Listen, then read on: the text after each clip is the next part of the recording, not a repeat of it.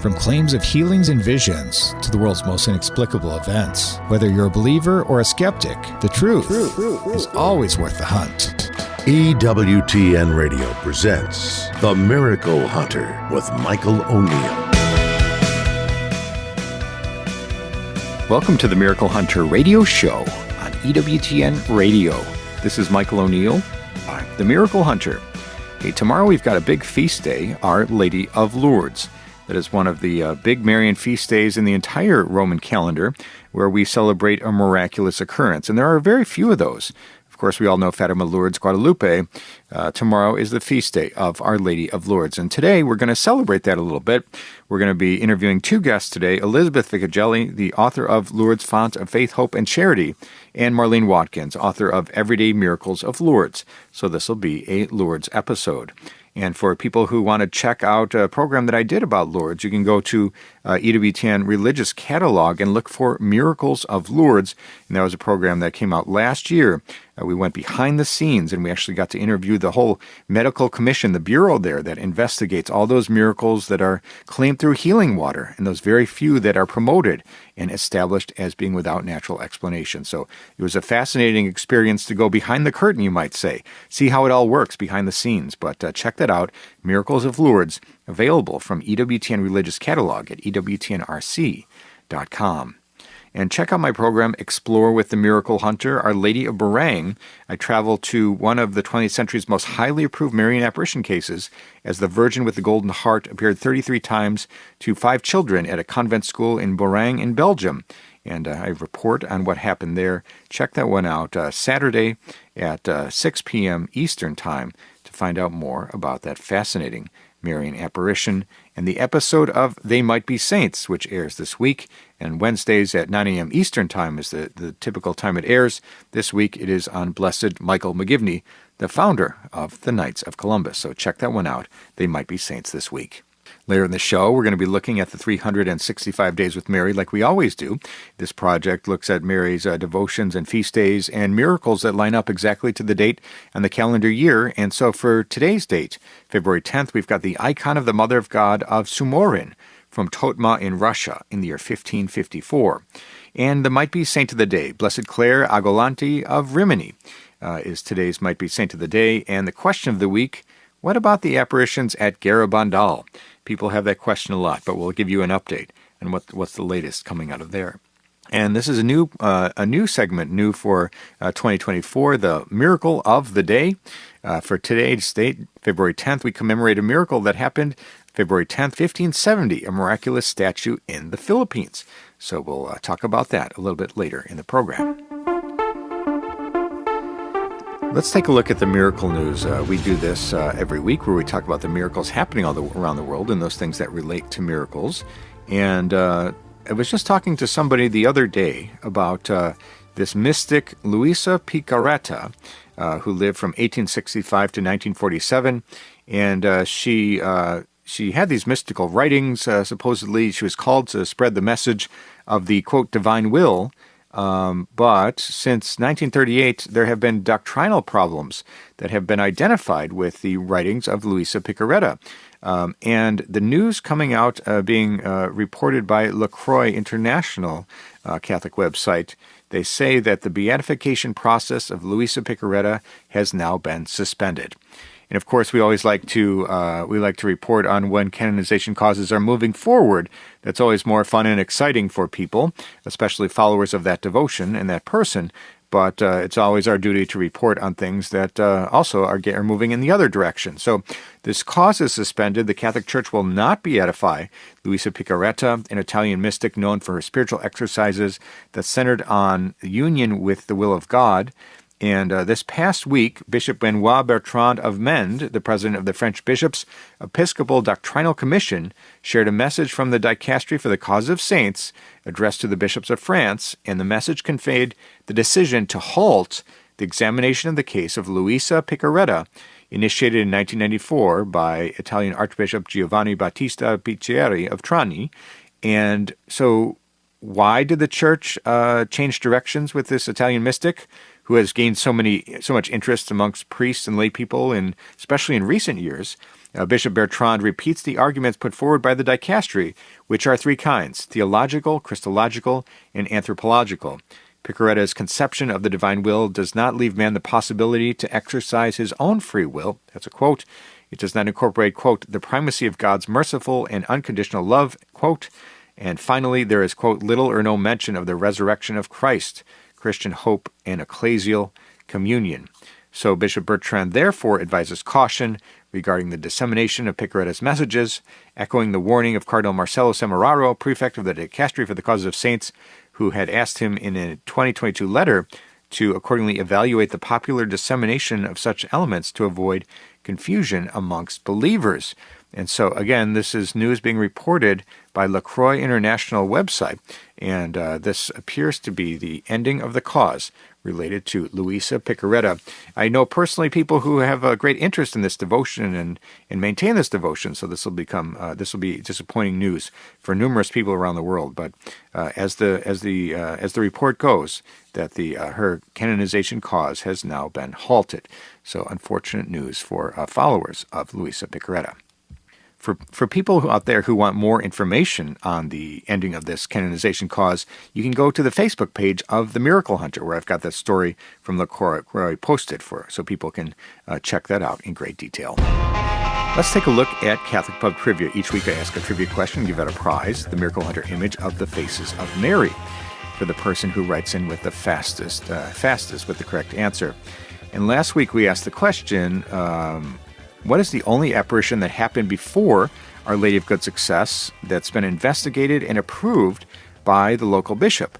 We talked last week about Our Lady of Good Success in that interview, and it's the only one that happened before that, of course, is Our Lady of Guadalupe from December 12, 1531, and the official approval came out from that in the 1700s. So Our Lady of Good Success happened in a time in between those two events. So thanks for everybody who wrote in with that correct answer.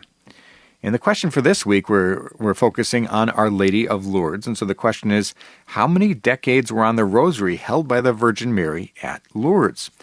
Again, that question is, how many decades were on the rosary held by the Virgin Mary during her apparitions at Lourdes? If you think you know that answer and want to win the prize, the image of the faces of Mary, send me an email to questions@miraclehunter.com, or go through my website, send me a message that way, and the fastest respondent with the correct answer is going to win that prize, and answers and winners will be posted on the show page on miraclehunter.com. We need to take a short break, but when we come back, we're going to be talking to Elizabeth Ficocelli about how the miracles of Lourdes are investigated and approved. Stay with us for that. Now, back to the Miracle Hunter on EWTN. Here's Michael O'Neill. Welcome back. You're listening to the Miracle Hunter radio show on EWTN Radio. This is Michael O'Neill. I'm the Miracle Hunter. I think people think about miracles, the big kind anyways, those that potentially could get investigated by Rome, as happening all around the world. And miracles do happen every day and everywhere, but the kind that get investigated in Rome are of two sorts normally, or they're investigated fully, I should say, of two sorts. One in Rome, we talk about those healing miracles that are often used as intercessory miracles for the canonization of saints. And the other place in the world, the only other place, as it turns out, is at Lourdes in France, on the heels of that 1858 Marian apparition, 18 visions experienced by Saint Bernadette Soubirous, the 14-year-old French girl, who dug in the ground and water emanated, and people began to wash in the water. And over the years, they've set up a medical commission and have looked at thousands and thousands of cures, and some of which have been validated as without medical explanation. And both places use what we call the Lambertini criteria, which dates back some centuries, actually. And it talks about how the church will look at these cases and say that there's nothing that they can do to explain using scientific or natural explanation for what's going on. And we're so excited today to be joined by a true expert on Lourdes, and that is Elizabeth Ficocelli. Fans of this show know that she's been on the show many times, and we love to talk to her about Lourdes. And you may have tuned in last year for a program, Miracles of Lourdes, where she was interviewed as one of the main guests in that program. And she's got a book, Lourdes, Font of Faith, Hope, and Charity, that details the history of St. Bernadette and Lourdes. and miracles that happen even today. Welcome back to the show today, Elizabeth Ficocelli. Hi there, Michael. It's always a joy to be with you, and on this feast day of Our Lady of Lourdes. Yeah, it's so great to chat with you with this feast day upon us. And this is one of the big three in my book. We got Fatima, Lourdes, and Guadalupe. These are the three. There are a lot of Marian apparitions throughout history, maybe as many as 2,500 that the Church has looked at. But these are the big three that always everybody always talks about as being the ones where people have the biggest devotions and the most interest. And as you have, I've been to Lourdes several times, and it's always an incredible place to visit. And I think when you go, when a person goes, the water of Lourdes is something that always catches people's attention because that is the source of the healing miracles there that are claimed at Lourdes. But I wanted to talk to you today a little bit about the history of the Lourdes miracles. How did this come to be that Lourdes is known as one of these, as perhaps the top place of miracles in the world? When did that all start? So the water part of the story of Lourdes goes back to the apparitions. Somewhere in the middle of the apparitions is when Our Lady had instructed Bernadette to dig in this mud and to wash her face and eat the weeds that were in this area. And she did not do this to bring about these cures and miracles. She didn't tell Bernadette, you do this and all these miracles are going to happen. What she instructed Bernadette to do was to do this for reparation for sins in the world. It was an act of penance. So, of course, people observing what Bernadette is doing, some of them were quite aghast. What is this girl doing? But others came back that day to see, what was this? There had to be some reason for this. And that's when they see that right where she had dug that earlier that day, that a bubbling spring was in fact there. And people began to imitate what Bernadette did by drinking and washing in this water. And lo and behold, miracles begin to happen. In 24 hours, documentation of miracles. The first one of a woman with a paralyzed arm, Catherine Latape. She is cured. There's cures of a dying child, blindness, a person with a crushed leg, that there's bone regeneration. So these are astonishing miracles. Yet Our Lady had never said this was the purpose of the spring. So, I think this is what makes the word get out about Lourdes, that there is this miraculous spring there. And people come there and with great hopes. They come from the local villages, then they come from all over France, eventually Europe, and then the world with the hopes of that water. But I always find it really interesting that it was not an original promise of Our Lady, and yet we still see the miracles happen even to our very day. Absolutely. And the instruction was to wash in the water versus bathe in the water, but that has been how it's been for years going forward, where they've set up these pools or baths for people to go into. And as you say, miracles still happen even at Lourdes today. And so one of the interesting things is that they have a very strict medical commission there. It's the most, they have the most documentation, they have the most formed process of anywhere in the world for investigating miracles. And often I've talked to different shrines around the world, and they've said, I wish we had something like this here. But it's kind of interesting. How did that actually happen, that these doctors from all over the world weigh in on this, and they have a doctor on staff at the bureau there? How did that all come to be in the first place? Well, when people began to report miracles, to claim miracles, it was quite exciting, and it almost became commonplace. They would announce these miracles, pardon me, after masses, and you can still see even to this day, people would hang these little placards, these heart-shaped placards, thanking the Virgin for this cure of this miracle, this answered prayer. And so quickly, the local church realizes, well, we need to have some kind of a system, some kind of a format to kind of document that these are miracles that are happening. And so this would lead to the establishment of the original Medical Bureau, a commission that was formed in 1884. It's officially established, and it would consist of a director and doctors that were present there that could carefully document the claims that people were making as a result of coming in contact with that water. And then at the same time, you have Rome, and you mentioned this at the opening of this segment, Michael, that Rome has its own system for documenting miracles that are in association with the canonization process, and they use that Lambertini criteria that you mentioned. So it was Pope Pius X that then gets in touch with the church there at Lourdes and says that the Medical Bureau needs to submit to the same process as the church. So you would have that consistency. And so that's good on one hand. On the other, the challenge was that Lambertini, criteria was already 100 years old, even in the mid-1800s. Yeah, let's And talk about the Lambertini criteria a little bit. I mean, I think people will want to know, what are those rules? I mean, it's still the official rule book used by Rome for investigating healing miracles. What are some of the criteria that is used there in Lourdes? Well, you need to establish that there is this medical condition, that there is this problem, and then you need to document how this medical problem has changed. But where some of the problems come in is that it could be no medical intervention and so forth, so that it's a complete cure.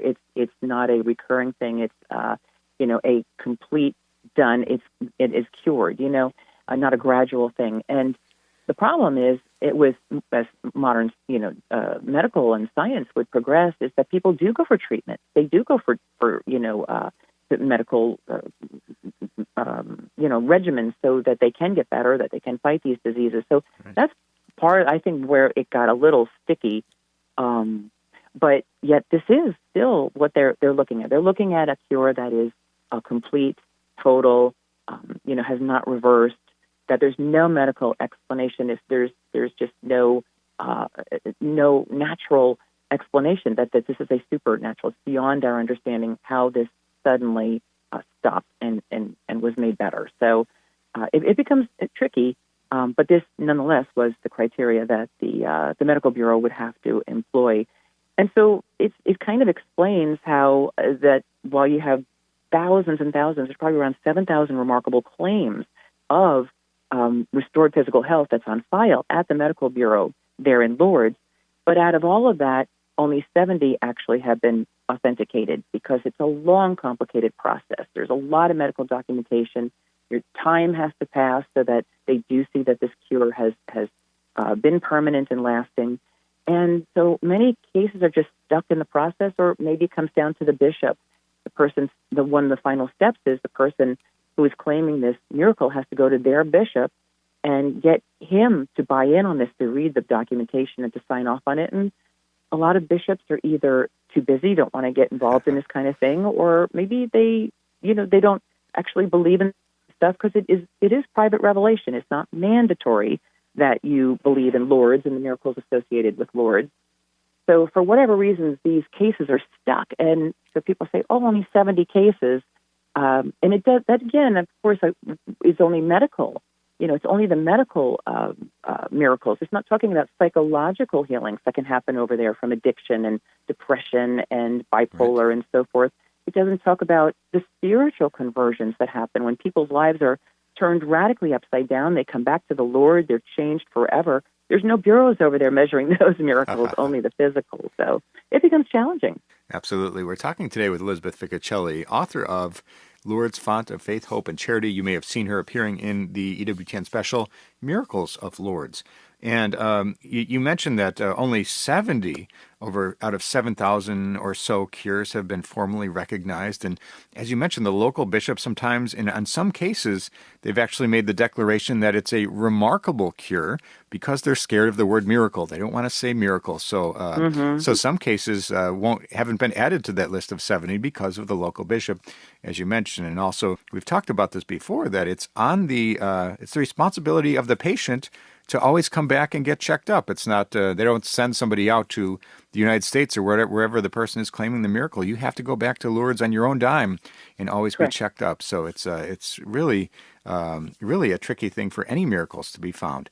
So when we talk about the history of Lourdes miracles, there hasn't been one in a couple of years now, but the most recent case related to Sister Bernadette Morillo is absolutely fascinating. Tell us a little bit about what happened with Sister Bernadette.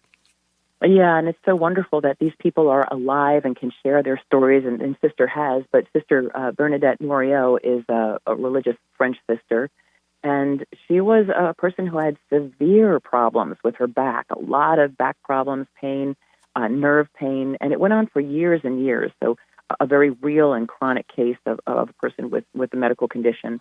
At the time that she went on her pilgrimage to Lourdes, she was needing to get around in a wheelchair for mobility. She was on morphine for her pain, so you can see how very afflicted she was. And she went on this pilgrimage to Lourdes, And sometimes people claim they feel something happen when they drink the water or when they're in the baths. In the case of Sister Bernadette, he said it was during the Eucharistic procession, which happens every day during the season of Lourdes, which is like May to October. It's followed by the blessing of the sick. And it was during this time, that blessing of the sick, is where Sister felt a very powerful encounter with the Lord.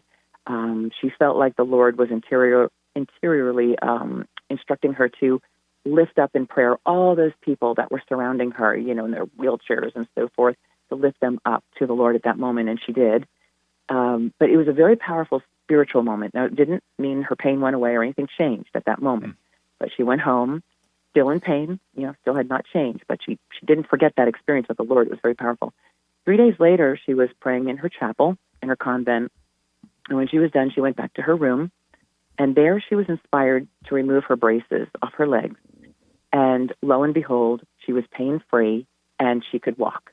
And she is still in that condition of being pain-free and able to walk. You can see her now and on videos and so forth. I think she's written a book. And so it is an astonishing, unexplainable case of how could this woman go from that to that in that rapid amount of time, but how can you conclude anything else other than this amazing miracle of our day and age? So it's just wonderful. And she's just charming if you can see her on videos and so forth. She's a beautiful, sweet, humble personality.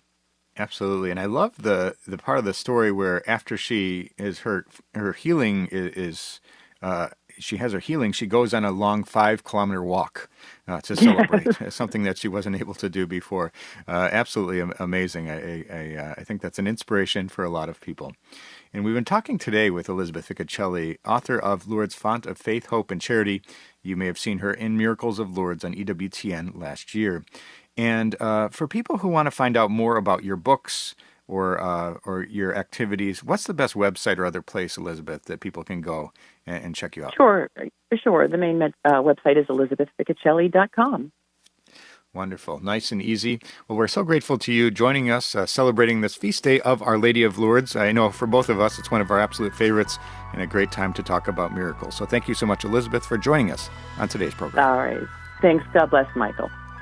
God bless. That was Elizabeth Ficocelli. Check her out at elizabethficocelli.com. And the name of her book is Lourdes, Font of Faith, Hope, and Charity. We need to take a short break, but when we come back, we're going to be looking at the question of the week. Stay with us for that.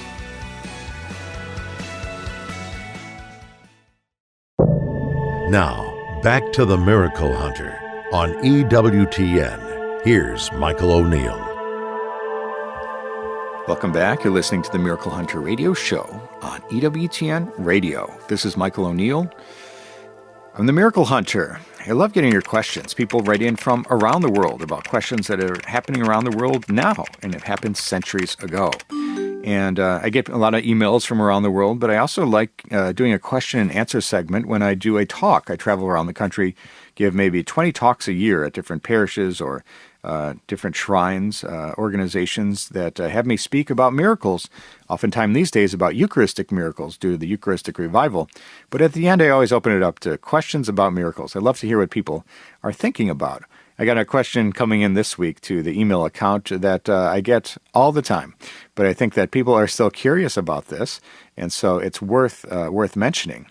And the question is coming in from Claire. Claire asks, what about the Garabandal apparitions? Are they real or not? Well, thanks, Claire, for your question. And for people who don't know, and most Catholics are aware a little bit about this, the apparitions in Garabandal began in the 1960s, June 18th, 1961 to be exact. There were 4 girls aged 11 and 12 years old, Marie Loli Mason, Jacinta Gonzalez, Marie Cruz Gonzalez, and Maria Conchita Concepcion Gonzalez. Those were the 4 girls who claimed visions of St. Michael the Archangel and the Blessed Virgin Mary, occurring 1961 to 1965 in this rural area, this rural village of Spain, San Sebastián de Garabandal, Garabandal for short. It's in this Peña Sagra mountain region there in northern Spain. And so what's interesting about this is that these apparitions, which concluded in 1965, were investigated initially by the local bishop. And the position of the church, if we look at the first statement from July 8th, Bishop Eugenio Beitia of Santander, he wrote, "We point out, however, that we have not found anything deserving of ecclesiastical censorship or condemnation, either in the doctrine or in the spiritual recommendations that have been publicized as having been addressed to the faithful, for those contain an exhortation to prayer and sacrifice, to Eucharistic devotion, to veneration of Our Lady, and traditional praiseworthy ways, and to holy fear of God, offended by our sins. They simply repeat the common doctrine of the Church in these matters." So, that was the initial statement that basically said that there was nothing wrong with the messages. Nothing gets in the way, nihil obstat, you might say. Nothing gets in the way of the devotion or promotion of these messages. But in 1967, Bishop Vicente Puchol Montes of Santander, he issued an official note declaring, "There was no apparition either of the Virgin Mary or of St. Michael the Archangel or of any other celestial personage. There was no message. All the phenomena which have occurred have a natural explanation." So that was a very early statement there. And so the official statement of the Church is of this category of non constat de supernaturalitate. It is not established as supernatural. This is sort of the middle category. It's not the approval, constat de supernaturalitate, which we see at Fatima or Lourdes, and it's not the condemnation that we see in other apparitions where we say non constat. It has been definitively established. It's not supernatural. And so in Spanish, no constaba is the phrase that was used. And this was the original statement that was made by the local bishop. And so years after years, you see different requests of the faithful who have an interest in this Marian apparition that's been claimed. They will ask for clarification or reinvestigation.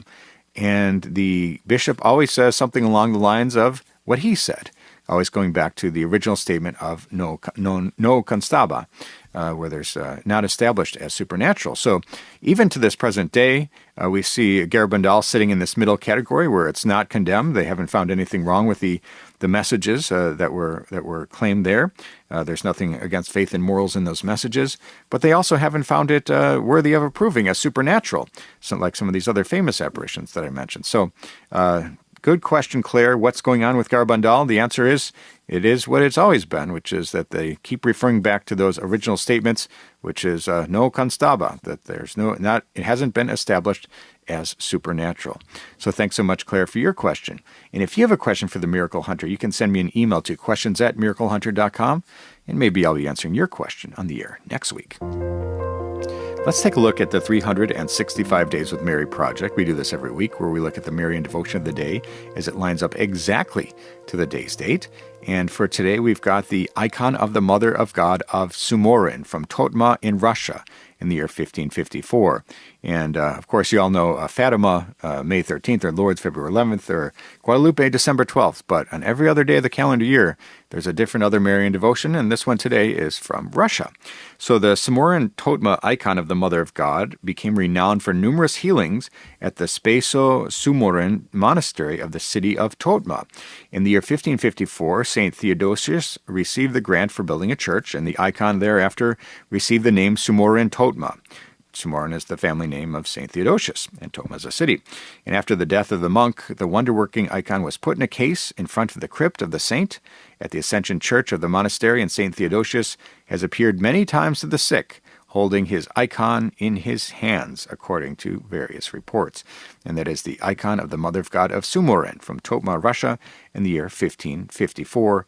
For more information on this fascinating devotion, or any of the hundreds of Marian devotions from around the world, you can go to 365dayswithmary.com, join the Facebook page with 10,000 followers, or you can get the free app on the Apple App Store, Marian Calendar, 365 Days with Mary. Now let's take a look at the miracle of the day. We do this every week as well, and this is new for 2024, where we talk about the miracles that have happened throughout Christian history as they line up exactly to the day's date. And again, we've got today's date of February 10th, and it is Nuestra Señora de Guía, Our Lady of the Guidance, which is a miraculous statue.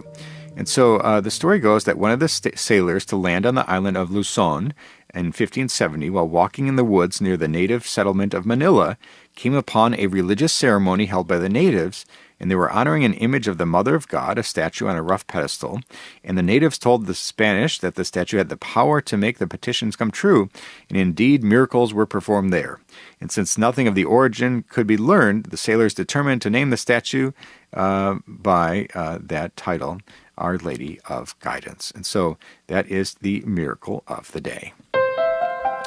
Now let's take a look at the sainthood news. We always look at the concept of They Might Be Saints, which is the name of my television series on EWTN, airing every Wednesday at 9 a.m. Eastern Time, and the same name of my book, They Might Be Saints, which is available from EWTNRC.com. And one of the causes that I've been paying special attention to is for Joseph Dutton.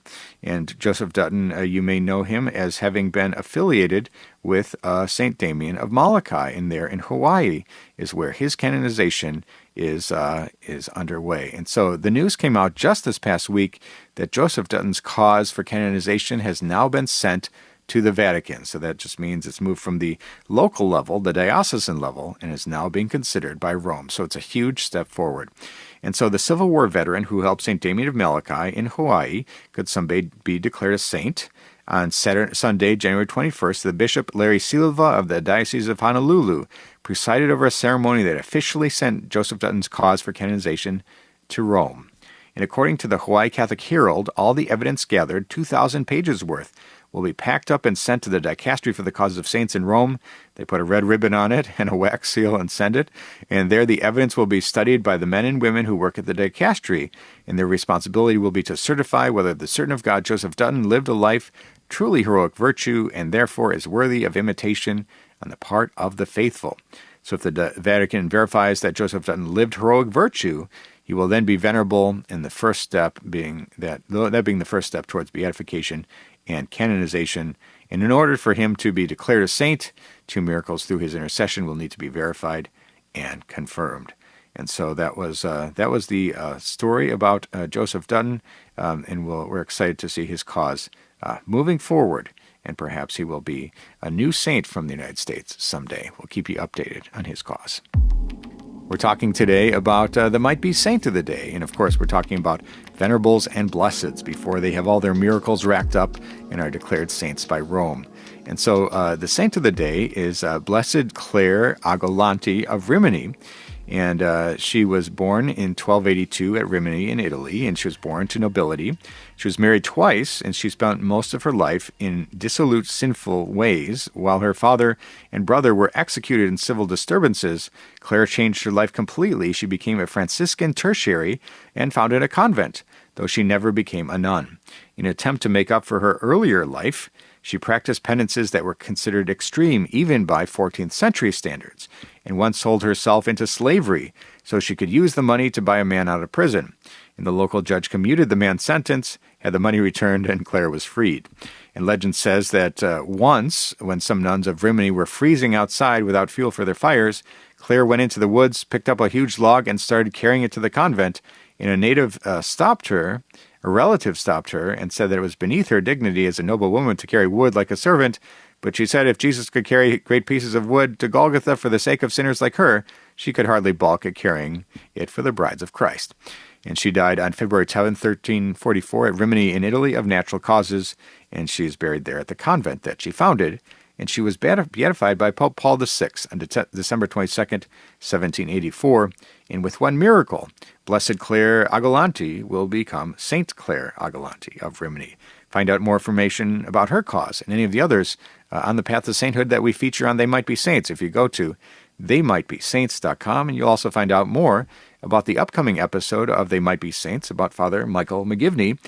This week, Father Michael McGivney will be the subject of the episode. He's the founder of the Knights of Columbus, beatified in 2020 after a miraculous cure of a boy was attributed to him.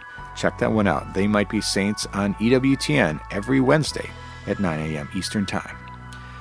We need to take a short break, but when we come back, we're going to be talking with Marlene Watkins, author of Everyday Miracles of Lourdes. Stay with us for that.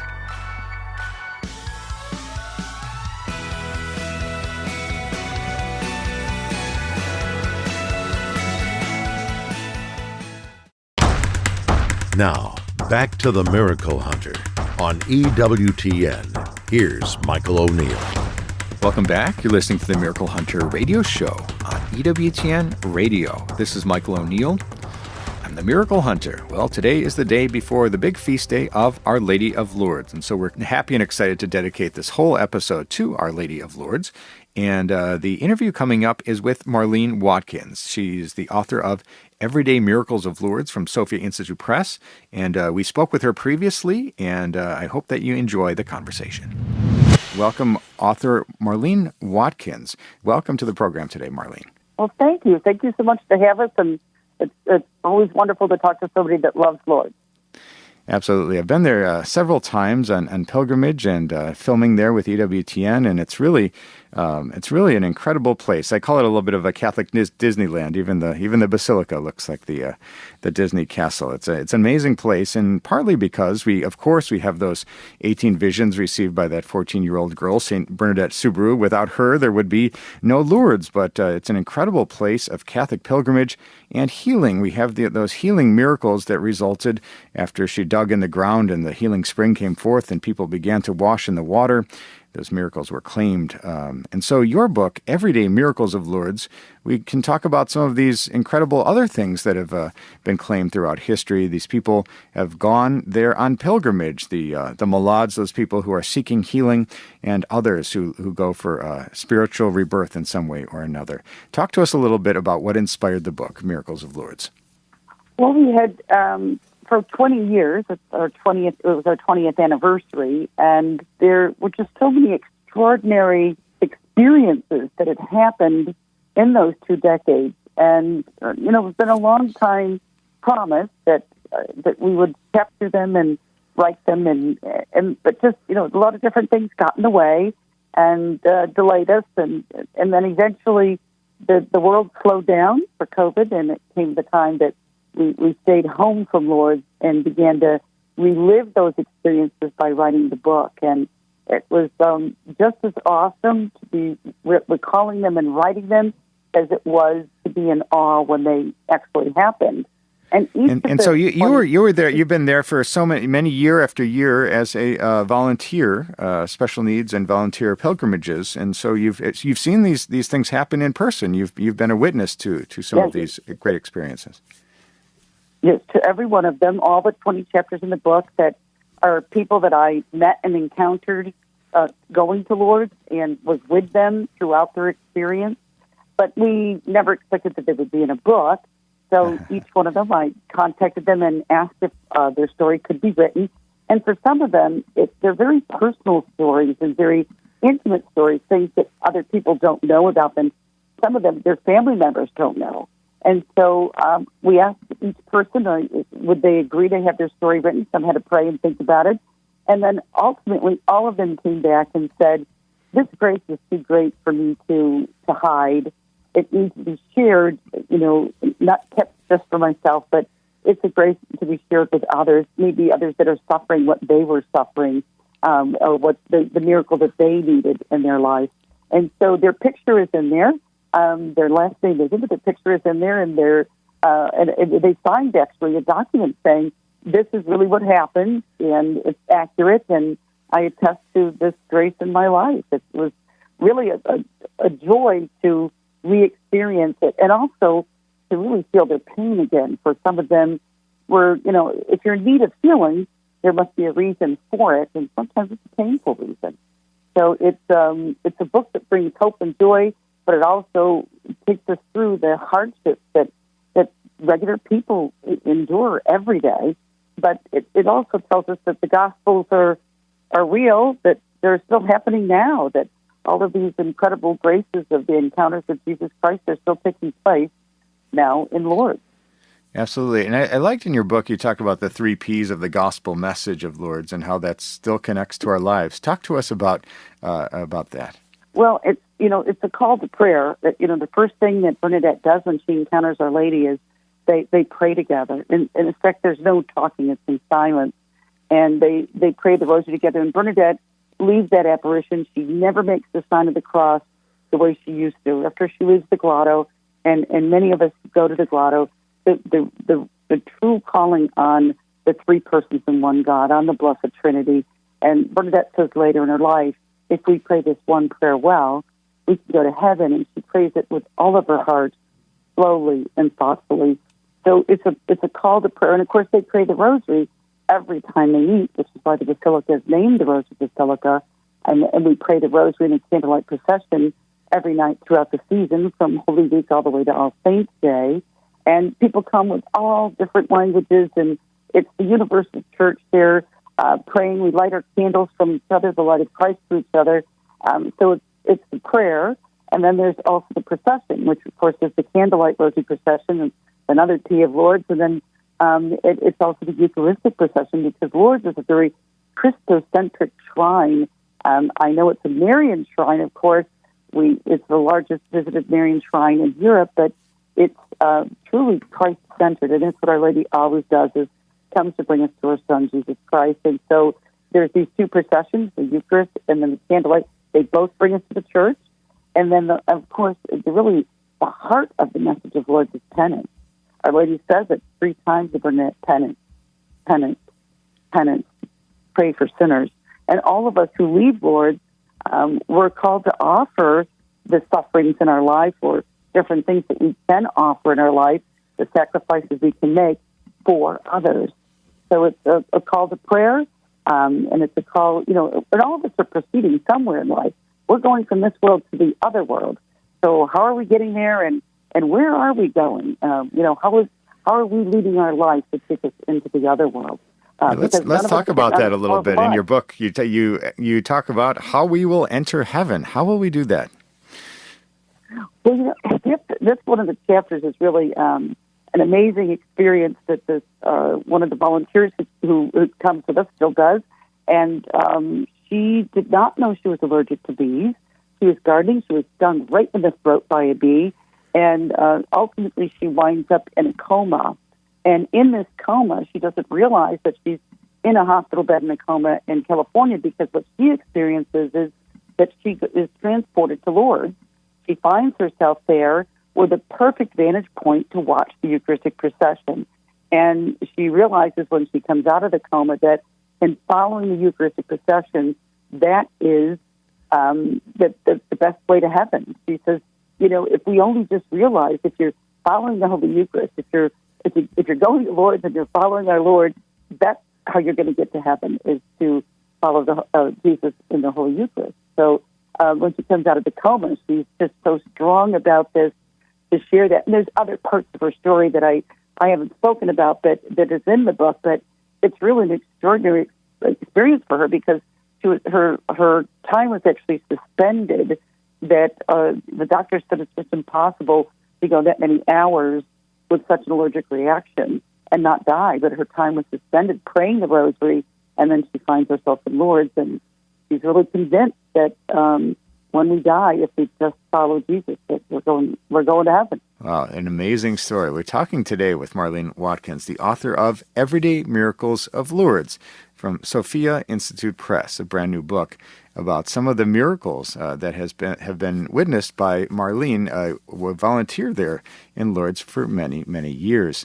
And so, did you have a favorite story of these? I know they're all your favorites in one way or another, but did one stick out as one that will be with you forever? Well, I think that the beauty of the 20 stories, and I know all of the people, and they're all like facets of one beautiful jewel that is, the gospel message of Lourdes.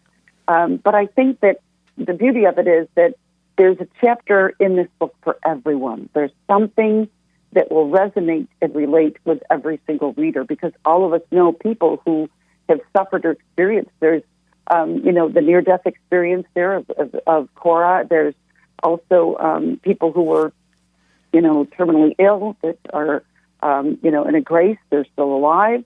There are people who suffered death of a loved one, someone who had an abortion, and she said it was a hole in her that nothing could heal. She came to Lourdes, and a liquid grace filled the hole. So I think that people can relate to all these different types of stories. There's a man caught in Hurricane Katrina. He screams out into 135-mile-an-hour winds to Bernadette to help him to save his life. And there's just incredible amazing experiences that are so vastly different, no two chapters alike. And I have to say, just every time that I think of those people and their experience, I'm still in awe every time, because it shows the hand of God, that God really is watching over us and watching out for each of us, and His mercy is so great that He's wooing us all the time. So I don't know that I can say I have a favorite one or one that stands out the most. I think that all of them strike me so strongly that they all had to be in the book. Absolutely. We're talking today with Marlene Watkins, the author of Everyday Miracles of Lourdes, a brand new book that's out for Sophia Institute Press, and we just celebrated the feast day of Our Lady of Lourdes this past week, so it's perfect timing to get to know this new book, Everyday Miracles of Lourdes. And as we wrap up the interview today, what is your hope for people? I know that so many people, perhaps as many as 5 million a year, travel to Lourdes on pilgrimage. So many people have had their own experiences of miracles and have read about these miracles, and there are so many people who love St. Bernadette. So those are the people who are going to be interested in the book, but this has an appeal to everyone, because I think everybody is moved by the stories of miracles and a connection to the Blessed Virgin Mary. What is your hope for people who pick up this book who perhaps may not know as much about Lourdes? Well, I think a lot of times we can maybe have heard the Gospels, or maybe we're not even familiar with them, but we just question or wonder or doubt, is this a coincidence? Is this really God? Are the stories in the Gospels, if we know them, are they really, really true? Did they really happen 2,000 years ago? These are incredible intercessions and interventions that are happening right now, that are people that you can meet and see. They're extraordinary experiences in our lifetime. And if we doubt and wonder, is this really real, we shouldn't feel badly. St. Thomas, a great apostle, had the same question. He wanted to see the wounds and put his hands on them. So if you're wondering, get the book, read the book, borrow the book, find it, and you can become the great next St. Thomas today, that you can see that these miracles still happen. Our Lord still loves us and intercedes in our lives, and it happens at Lourdes every day. It can happen everywhere, every day. And I think it's just a testament to how awesome God is, and a testament to our desire for hope and an increase in our faith. Absolutely. Well, we're so grateful to you, Marlene Watkins, the author of this brand new book, Everyday Miracles of Lourdes, from Sophia Institute Press. People can go to the Sophia Institute website or anywhere Catholic books are sold to pick up this great new book. Thank you so much, Marlene, for joining us on today's program. Thank you so much. God bless. That was Marlene Watkins, author of Everyday Miracles of Lourdes. For people who love Lourdes and those people who love miracles, this is a great one to check out from Sophia Institute Press, Everyday Miracles of Lourdes. And that's all the time we have for today's show. If you missed any of this episode or want to catch up on past episodes, you can go to EWTN.com/radio, check out the audio archives, or download the free EWTN app. I'd like to thank our guest today, Elizabeth Ficocelli, author of Lourdes Font of Faith, Hope, and Charity, and Marlene Watkins, author of Everyday Miracles of Lourdes. Check out Explore with the Miracle Hunter. This week is Borang. We look at the 20th century's one of its most highly approved Marian apparition cases, as the Virgin with the Golden Heart appeared 33 times to 5 children at a convent school in Borang, Belgium. I'll be reporting on that. And I'd like to thank you for joining me today on Miracle Hunter, where from claims of healings and visions to the world's most inexplicable events, whether you're a believer or a skeptic, the truth is always worth the hunt. Talk to you next week.